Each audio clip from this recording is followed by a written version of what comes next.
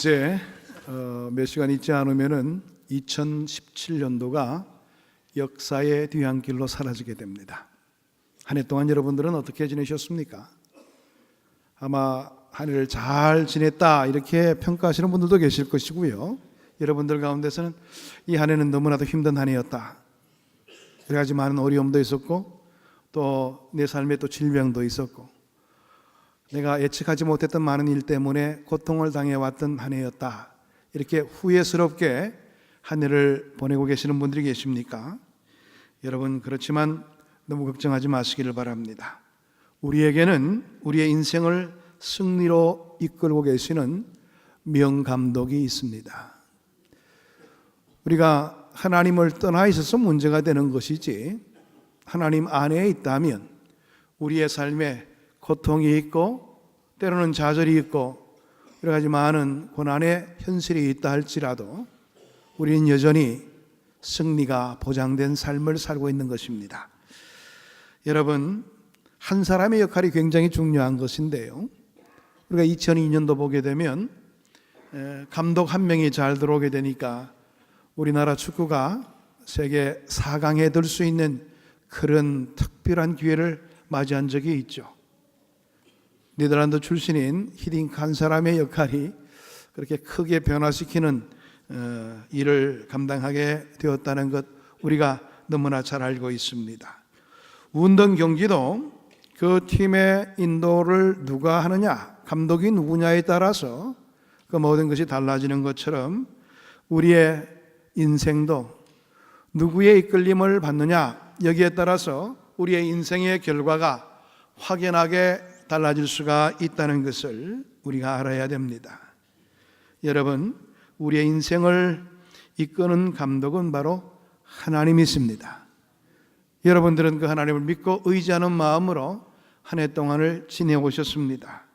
그 하나님은 우리가 실패할 때도 끊임없이 기다려주시는 하나님이십니다. 우리가 쓰러지고 넘어져도 우리의 손을 잡아 일으켜 주시는 분이 바로 하나님이신 것입니다. 하나님은 우리의 인생의 명감독이 되십니다. 그러므로 하나님의 지시와 하나님께서 일러주시는 말씀에 유념하면서 생활을 하게 된다면 우리에게 지난 날에 어려움에 있었던 그 모든 부분들은 결단코 그것이 가치 없는 것이 아닌 거예요. 우리를 더욱더 강하게 인도하시는 하나님의 귀한恩寵의 자리로 나갈 수가 있는 좋은 계기가 되기 때문에 그 모든 일들도 지나고 나서 보게 되면 하나님의 은혜라는 것을 고백해 볼 수가 있는 겁니다. 오늘 이 본문은 모세의 실수와 실패조차도 기회로 삼아서 그를 지도자로 만들어 가시는 하나님의 섬세한 손길을 우리는 이 말씀을 통해서 살펴볼 수가 있게 됩니다. 모세를 이스라엘의 지도자로 만든 감독은 바로 하나님이시지요.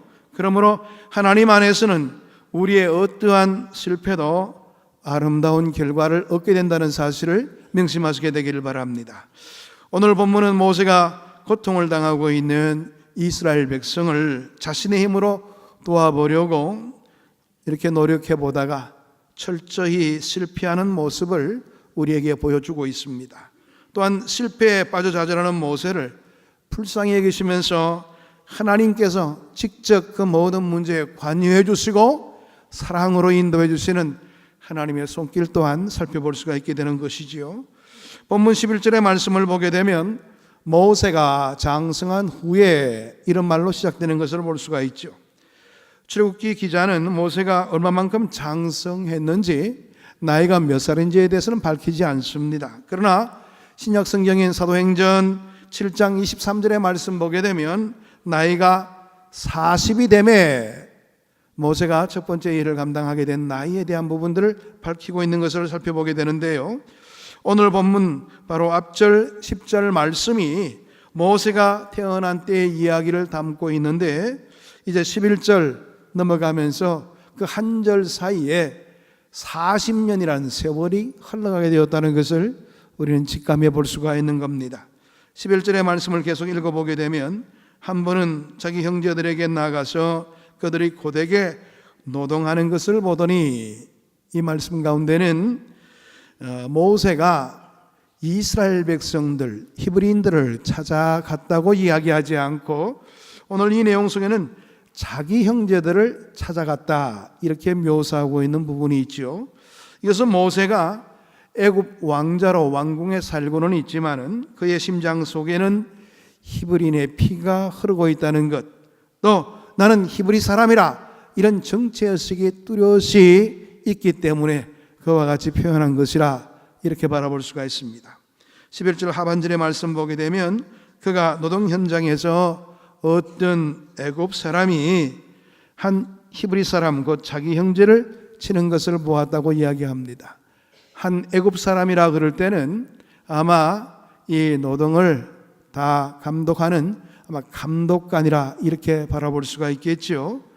그런데 그 감독관이 너무 무모하게 이 히브리 사람 자기의 동포를 치는 것을 이 모세가 바라보게 된 것입니다. 이것을 친다는 말은요, 원어상의 표현에 따르게 되면 쳐 죽인다 이런 뜻으로 표현되고 있습니다. 그러니까 이런 식으로 맞다가는 그가 나중에는 죽음에 이를 수밖에 없는 그런 위기적인 상황이 주어지게 되었다는 말입니다.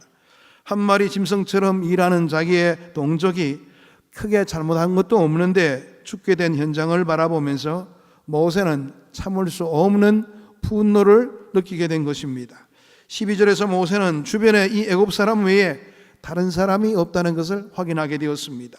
이 틈에 모세는 그 애굽 사람을 죽이게 되었고 모래 아래로 파묻어버리고 말았습니다.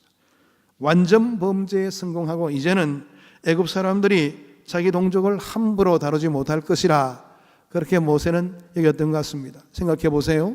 악랄하던 그 감독관이 사라지게 되었으니까 누가 죽인지도 모르고, 그러니까 아마 두려움이 있겠죠. 아, 저렇게 악랄하게 감독을 하다가는 언제 어디서 누구에게 죽음을 당할지 모르겠다, 이런 두려움이 있기 때문에 더 이상 그런 일을 하지 않을 것이다 생각을 하게 되었던 겁니다. 모세의 이런 행동에 대해서 성경은 잘했다 잘못했다 이렇게 평가를 나리지 않습니다. 우리가 일반적으로 생각한다면 살인을 범했는데 모세가 이럴 수가 있는가? 뭐 이렇게 이야기해 볼 수 있겠지만은, 그런데 이 사건은요, 본질이 그렇게 있는 것이 아니기 때문에 이런 문제에 대해서는 스쳐 지나가는 것을 보게 되죠. 이어지는 13절에서 모세는 이튿날 다시 그 현장을 방문하게 됩니다.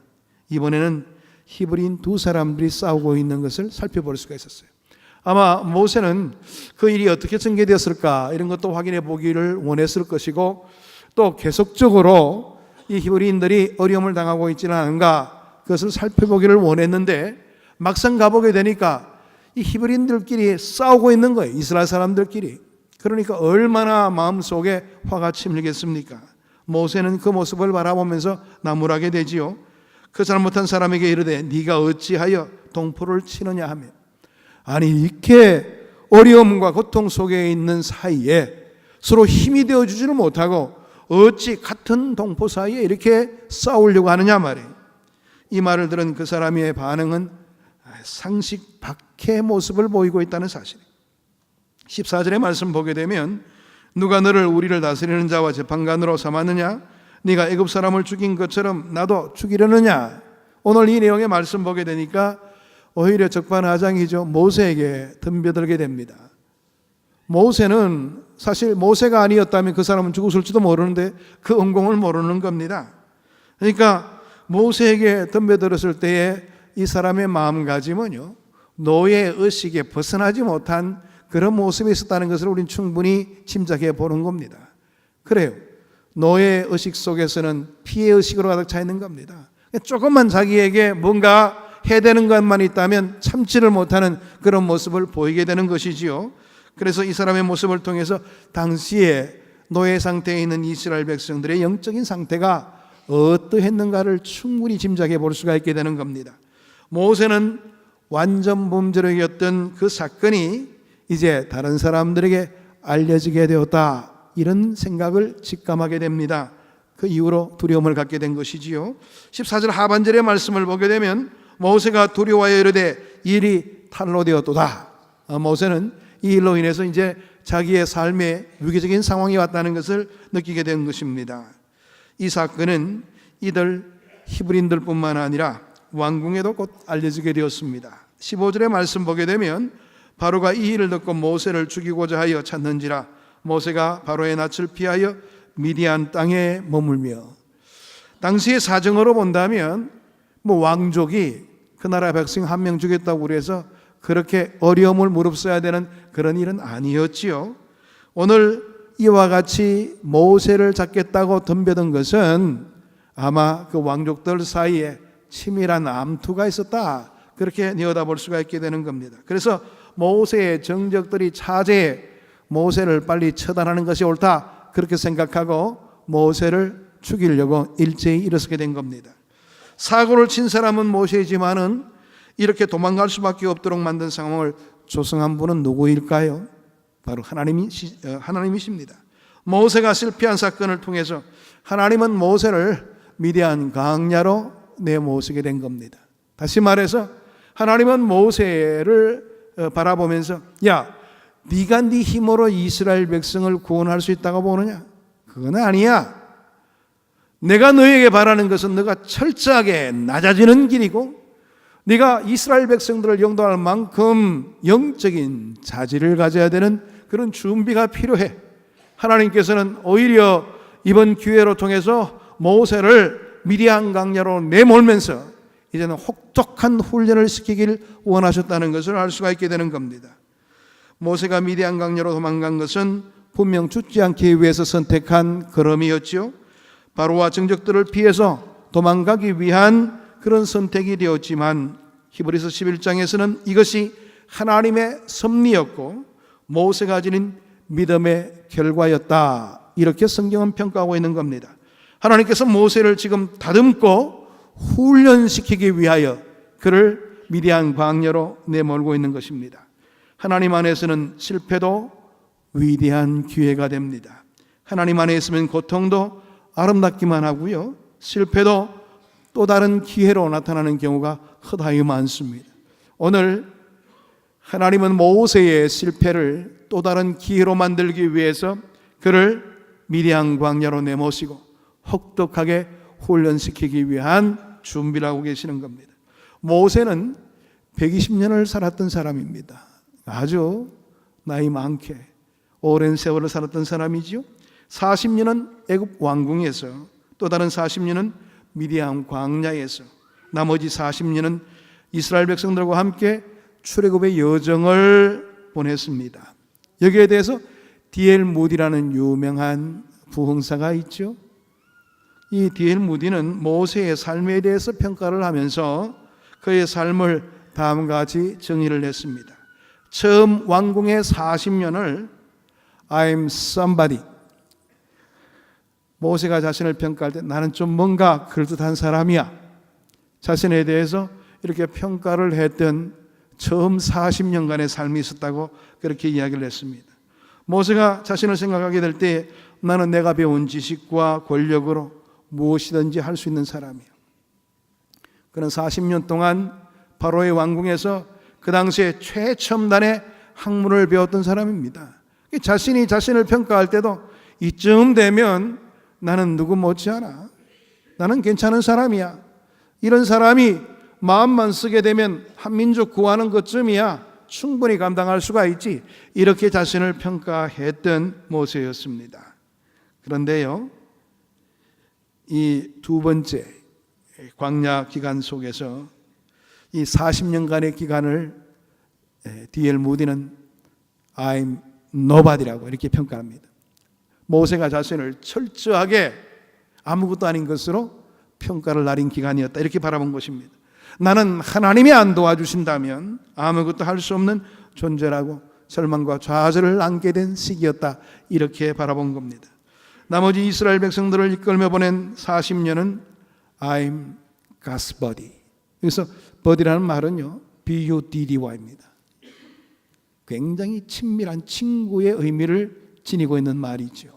그러니까 하나님의 절친한 친구가 되었다는 게, 이스라엘 백성들을 영도해 가면서 모세는 하나님과 함께하는 그러한 기간을 보내게 되었습니다. 하나님의 세미한 손길을 인지하게 되었고 하나님께서 요소 속에서 특별한 역사를 보여줌으로 통해서 하나님이 참으로 모세를 사랑하고 있구나, 이런 것을 절실하게 느낄 수 있는 그런 기간으로 그렇게 인도했다는 겁니다. 여러분, 오늘 이 본문의 결론 부분은 모세의 생애 중에 제2기 I'm nobody, 나는 아무것도 아니야, 어쩌면 가장 비참했던 그 시작의 기간을 우리에게 보여주고 있는 그런 내용의 말씀으로 바라볼 수가 있습니다. 그러나 성경은 이 모든 과정이 하나님의 손 안에 있는 믿음의 기간이었다, 이렇게 평가를 하립니다. 하나님 안에서는 실패도 아름다운 기회요, 믿음이 될 수 있는 기회가 되었다는 것을 우리에게 일러주고 있는 성경의 내용이라는 것을 확인해 볼 수가 있습니다. 믿음의 길에도 실패는 있을 수가 있습니다. 믿음과 열정으로 자기 백성을 구원해 보겠다고 나섰던 모세는 비참하게 끼어지는 그런 모습을 보였지요. 철저하게 실패를 하게 됩니다. 자기 동족으로부터 거절당하고 애굽 왕으로부터 범죄자로 낙인이 찍혀서 이제는 도망가는 도망자의 신세가 되어버리고 말았습니다. 그리해서 미디안 땅 깊은 곳에 숨어 지내게 되었던 것이지요. 그러나 실패의 순간에도 하나님의 뜻은 여전히 모세를 향하고 있었던 겁니다.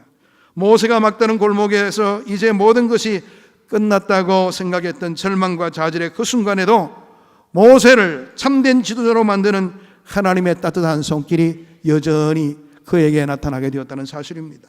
실패의 순간, 고통의 순간, 절망의 순간에도 하나님은 모세를 지도자로 만들고 계셨던 겁니다. 실패의 자리에도 하나님의 계획은 여전히 유효하다는 것을 우리에게 보여주고 있는 대목이기도 합니다. 15절 이하의 말씀을 보게 되면 실패하고 도망다니던 모세는 미디안에 머물던 어느 날 우물 곁에서 잠깐 쉬는 사이에 하나님의 섭리 가운데 한 귀중한 인물을 만나게 되지요. 그의 아내가 된 시보라입니다. 그의 아내가 된 시보라의 만남을 통해서 그곳에서 가정을 이루게 되고 미디안에서 40년의 삶을 시작하게 되는 겁니다.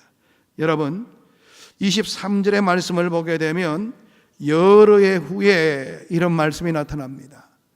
이제 결혼 생활을 끝내고 결혼을 끝내면서 40년간의 삶을 이끌어가면서 이제 40년의 삶이 이제 지나게 되었다는 것을 이야기합니다. 이어지는 말씀은 뭡니까? 애굽 왕은 죽었다, 그렇게 기록이 나타나고 있죠. 애굽 왕은 죽었지만은 이스라엘 백성들에게 핍박과 고통이 끝난 것은 아니었습니다. 더욱 극심해지고 있는 것을 보게 됩니다.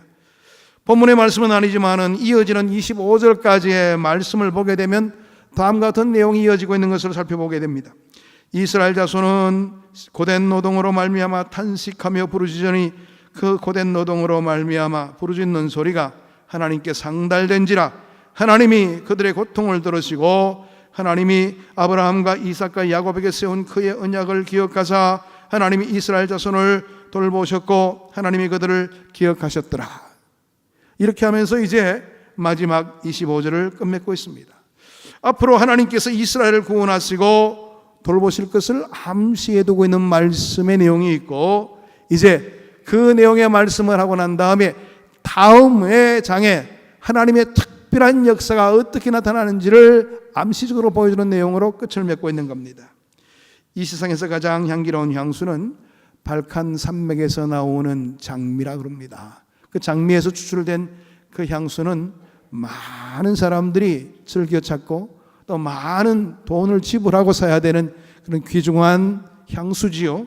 그런데 향수 생산업자들은 발칸 산맥의 그 장미를 채취하기 위해서 가장 춥고 가장 깊은 한밤중에 그 장미를 채취하기 위해서 나간다고 그럽니다. 왜 그러냐면 그때가 그 장미에서 향기가 가장 풍성하게 많은 기간이라는 거예요. 그때 채취하게 되면 많은 양의 장미향을 채취할 수가 있게 되고 그 향기가 엄청난 향기로 나타나게 된다고 합니다. 여러분, 이스라엘 백성들 가운데 기도의 향기가 쏟아지는 때가 언제였습니까? 이스라엘 백성들이 자신의 힘으로는 도무지 고통을 감당할 길이 없어서 부르짖는 그 비명이 기도가 되었을 때였습니다. 오 하나님, 우리와 함께 해주셔야 됩니다. 우리가 이 고통 속에서 더 이상 지내지 못하겠습니다.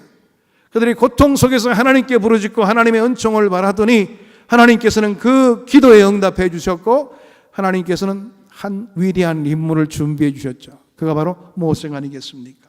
그렇습니다. 여러분은 지금 어떤 고통 가운데 이 자리에 앉아 계십니까?